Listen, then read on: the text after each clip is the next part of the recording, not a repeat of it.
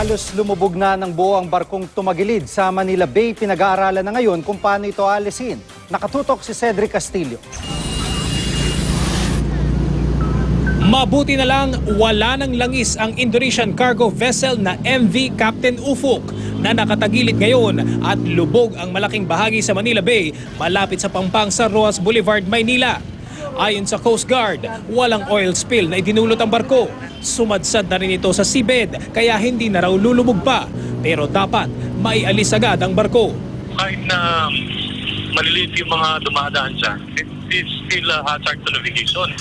Pangalawa, it could be washed away pagka may mga typhoon. Baka mapunta na naman sa sa Manila, dito sa breakwater, sa may baywalk.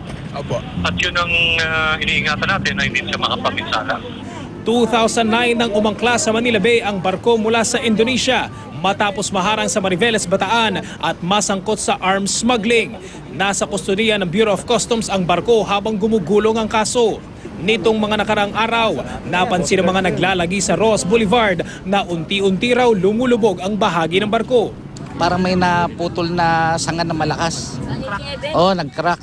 Kaya ng mga nagliliwanag, nakita namin na nakatilt na siya. Ligtas naman ang 6 na Pilipino at isang foreigner na crew ng barko. Wala pang pahayag ang BOC kaugnay ng insidente. Nakikipag-ugnayan na raw ang Philippine Coast Guard sa Bureau of Customs para malaman ang salvaging options sa tumagilid na barko. Makikipag-usap din daw ang BOC sa may-ari ng MV Captain Ufuk para mailatag ang pagsasalba sa cargo vessel. Cedric Castillo, nakatutok, 24 oras.